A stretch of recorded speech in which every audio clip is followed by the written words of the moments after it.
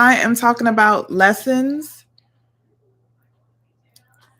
There we go. Just want to make sure we're all set up, y'all. So I'm talking today about um, lessons I've learned about raising money. And I just wanted to kind of cover that for those who are struggling, for those who need help trying to figure out where to start when you're raising money for your new nonprofit. So I'm going to be covering those lessons today. Y'all, please ignore this. Getting my setup together. But thank you guys so much for joining my live. Please go ahead and come in, say hello, say where you're from, introduce yourselves in the chat so you can learn who each other are, make connections, all that good stuff across the country. If you don't know me, I am Tiffany with Boss on a Budget. I help new and small nonprofits get up and running, and I help people start smartly, if that's even the best way to say it, and also raise money. So I am all about newbies. I'm all about startups. And today I'm just recapping lessons that I think you guys should know about when you're raising money. And I'm sharing these lessons. Hey, Misty. Because I'm coming off a free challenge that I just did last week in my group. It was amazing. If you were part of that challenge, feel free to talk about your experience. Feel free to share what you learned, how that experience was for you. But I noticed some things about the founders I was working with. So I want to kind of share my feedback on that and share like what my experience has been with that. Sorry, y'all, I'm getting myself set up here, getting myself straight. So I'm going to talk about that today, like 3 lessons I think that'll be helpful for those who are starting out and like how you can kind of get your mind right when it comes to fundraising. Hey, Shirley, thank you for joining. All right, so at the end, as always, I'll do a short Q&A if you guys have questions. And again, today I'm talking about just fundraising and how to raise money when you're starting. And if you don't know, it's go time right now for nonprofits. It's time to get ready. It's time to get started. You got to start raising money, y'all. You got to go for it. All right. So first lesson that I just want to share with you guys is when you're raising money as a newbie, I've noticed that nonprofit founders are really afraid to tap into their networks. They're really afraid to ask people who may be interested in supporting them for help, right? And so some people kind of get paralyzed, I think, by this. If this is you, like, let me know in the chat if you've had this experience. It kind of goes 2 ways. Either you're asking your family a lot and then they're kind of fatigued and they don't support when you ask them to support, or you're afraid to ask your family. You usually do things on your own. You don't want nobody to know what you got going on until it feels perfect. So you're not trying to put yourself out there because you're still trying to feel your way through and you don't want to fail in public. So if this does it sound like y'all? I'm wondering, is that you? Because that's been my experience where I've seen working with nonprofit founders. Or you may have a mix. You may have a mix where you're asking like your immediate family for help, but you don't extend or expand that network. You stay within that immediate network and you try to fatigue that network. So the lesson from that I just want to share is make sure you're talking about your nonprofit and make sure you're bringing people along in the journey. And I assure you, it does not have to be perfect for people to want to support you. It doesn't.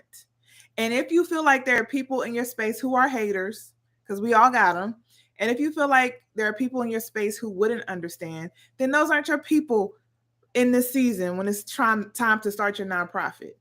Go to other people, tap into other people in your network. And you may not realize all the different places where you should look for people to help you. So on day 4 in the free challenge, which was amazing, I had everybody do an exercise to tap into their own personal network. I had them do an exercise where I had them tap into like, who do you know personally, socially, all that kind of stuff, and who does your organization know, and how are you connected that way? It's called the circle of influence. And it helped open people's eyes to see like, oh, there are other people or other avenues I haven't pursued because I never thought about it like that. There are people who are interested in what you're doing, but they're not going to know unless you talk about it. So like the first lesson that I would share with you guys, I know it feels uncomfortable when you're new and it's like, it's still messy. A lot of you guys who are starting nonprofits, I feel you. You're perfectionists. Are y'all Virgos? Because that's me, right? So a lot of y'all are perfectionists and you feel like it has to be perfect. It has to look a certain way. I don't want to look crazy. But you gotta let people in, and you gotta let that thing, you gotta just be authentic, because that's what people are looking for. They're looking for authenticity. All right. Um, so, Misty, I see your question, and I'll answer it near the end. So that's the first thing I just want to share for the lessons that I've learned, that people are afraid to tap into their connections, into their network, and you should be doing that. You should be figuring out, even from people you connected with 10 years ago. There are so many different people who need to know about what you're doing, and you just start dredging up support in all the different places where you are, all the different places that you interact with. Make sense? All right, let's do number 2. You have to lead with the need. I want y'all to write that in the chat if y'all are not driving. Lead with the need. And this is a mistake I see a lot of nonprofits do. They lead with the activity. They lead with their list. This is the list of things that we're doing. This is the list of things that we want to get accomplished this year. Help us accomplish our list. That's kind of how the ask is. Thank you, Yolanda. That's how people like frame their ask or frame their requests for donations. Hey, we're trying to do this thing. Help us get this, and this. That's how people set up their asks. And in this day and age, when you're trying to get the attention of people and you want to get them like fired up about something, the worst thing you can do is give them a list, a boring list, important list. I'm not saying it's not important, but a boring list of this is what we're trying to do. Hey, so we need $10,000 because we're going to secure this building and we're going to do great stuff. And it's not enough. So what I would encourage you to do is lead with the need. What is the need you are addressing? What is the need that people are saying, like what that your organization is addressing as a part of your nonprofit? Your nonprofit was created to solve a problem. And the sooner you're able to zero in on that problem and really message that problem, message that need really well so people understand what you do and it's really clear and concrete, the better. So when you're asking you're asking people for money, you want to make sure that you're leading with what the issue is, what the problem is, what the dilemma is, and you dial up that drama so you get people's attention. Okay. So on day 3, if you guys are just now joining in, I'm kind of recapping and sharing my lessons of my Raise More Money challenge. It was a free challenge I did in my group. It was amazing. For 5 nights, I taught on different topics, all leading up to kind of the end where I shared this system to raise money. And I just wanted to give founders more confidence when it came to asking for money. That's what all of this was about. So on day 3, we talked about stories, and I talked about the structure of a story, and I talked about the hook and how the hook needs to be the thing that draws people in. The hook needs to be the thing that makes people stop the scroll or stop in their tracks and say, wait a minute, I didn't think about it like that, or I didn't know that was happening. What's going on? Tell me more. And so when you lead with that, instead of leading with, we need $2,000 to raise this for this and this and this, that's not going to get people to stop, because frankly, everybody needs something. But can you appeal to what that person wants to help somebody. That person wants to help you solve something. So you got to appeal to that in them. Right? You got to appeal to that piece of them that wants to help, that wants to do something better. So you have to dial up the drama and lead with the need. Does it make sense, y'all? Lead with the need. I'm famous for doing these doing these phrases.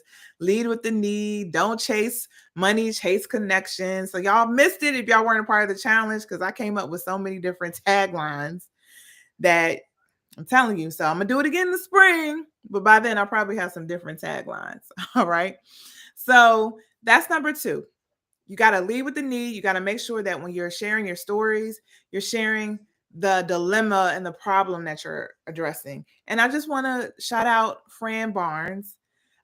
She was a part of the challenge, and she shared an awesome testimonial. She shared how The night we talked about stories, that night she went to Facebook. She created a Facebook reel.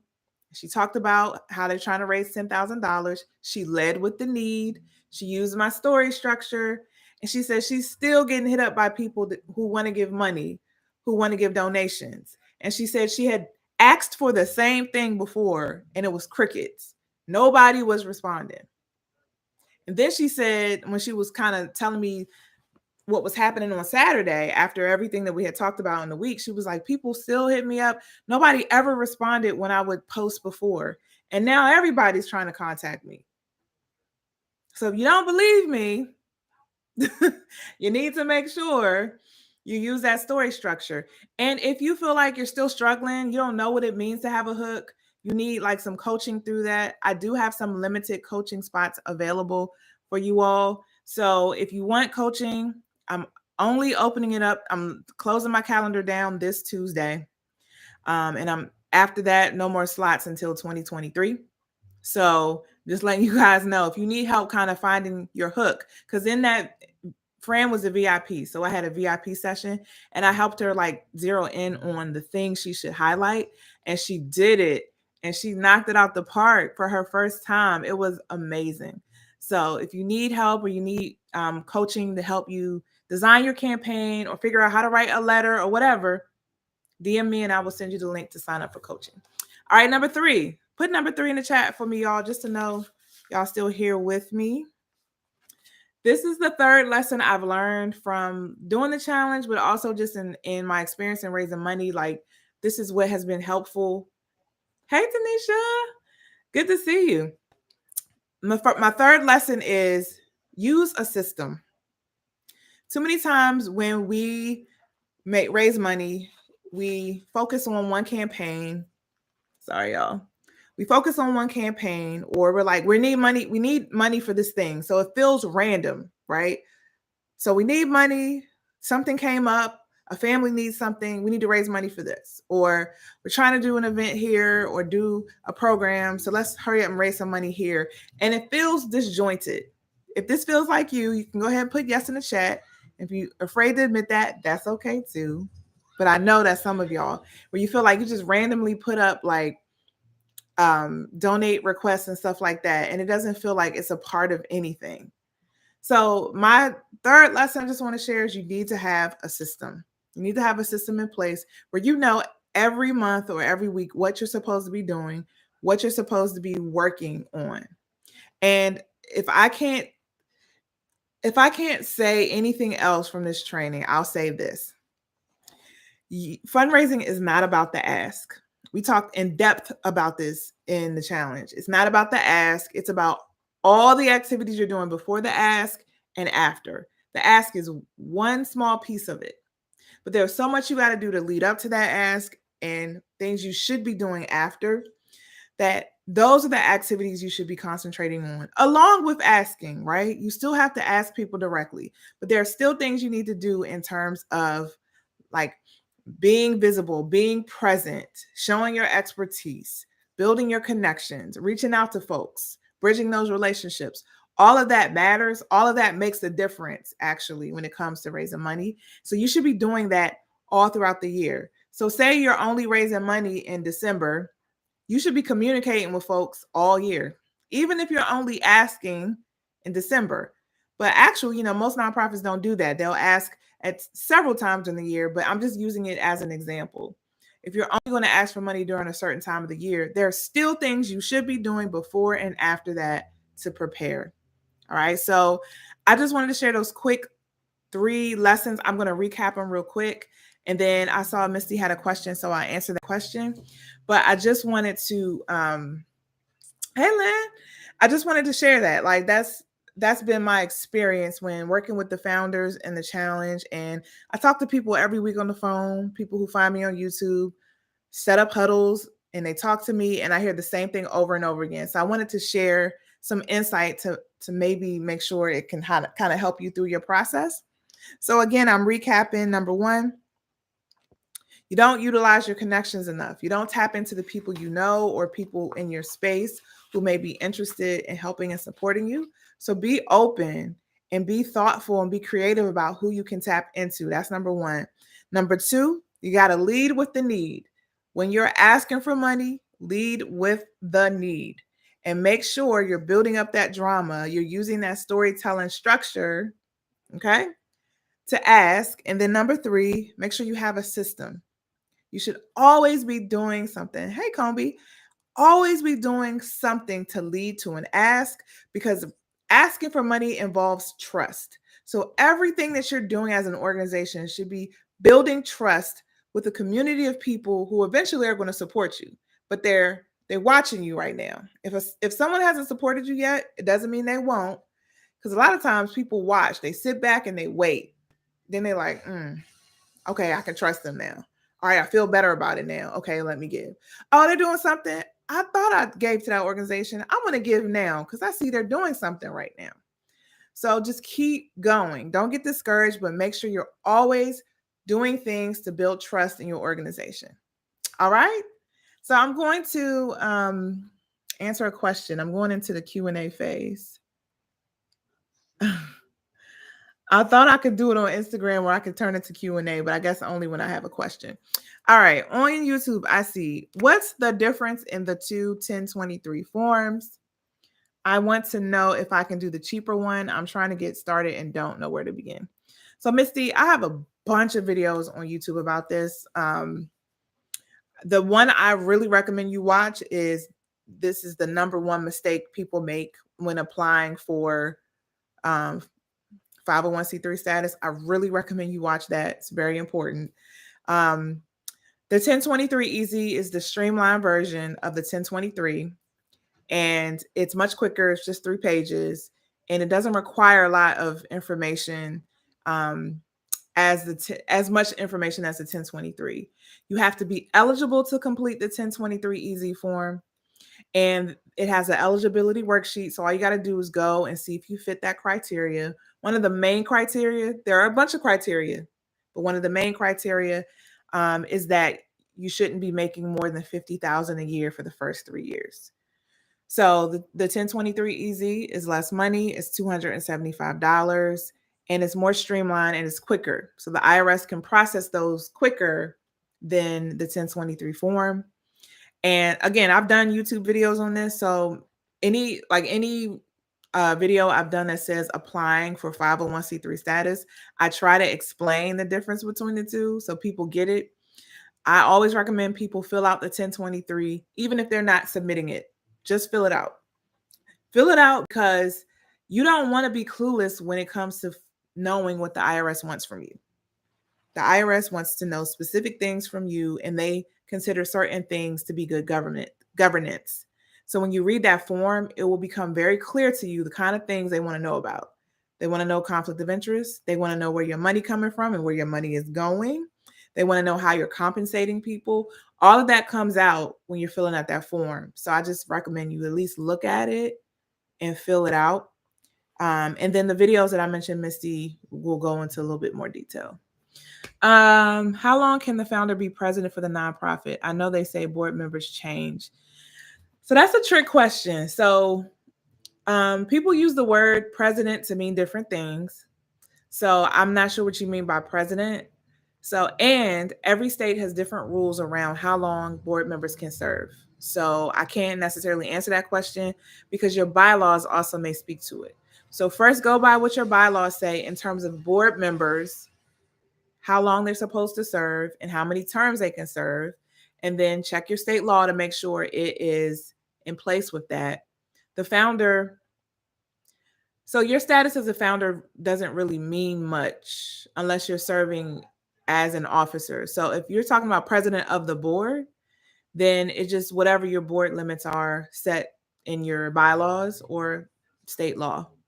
If you're talking about president of the organization or like the CEO of the organization, that's a staff position. So it just depends on if you're fulfilling your duties as a staff person, and the board sets your salary. The board will hire and fire you.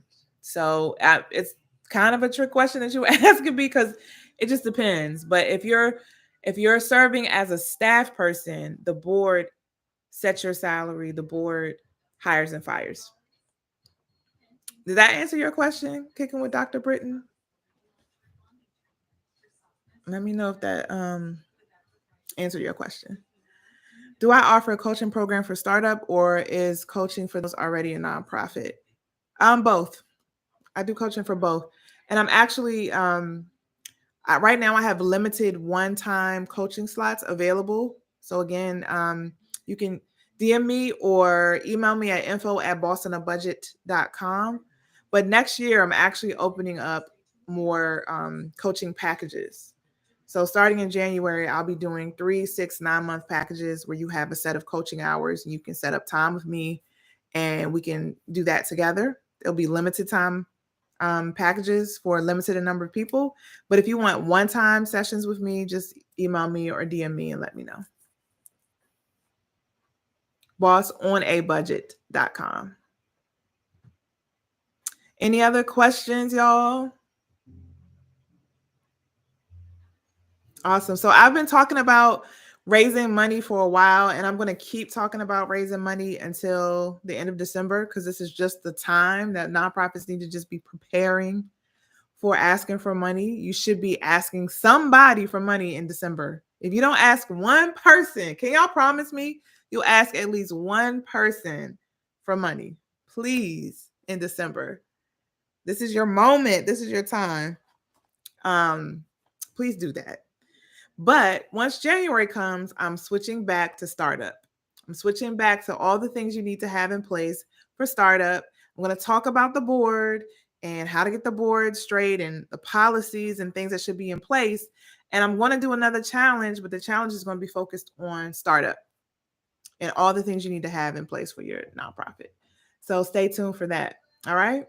I don't see any other questions, so I'm just going to sign off, y'all. Thank you so much for watching, and I will see you next Sunday at 8 p.m. All right.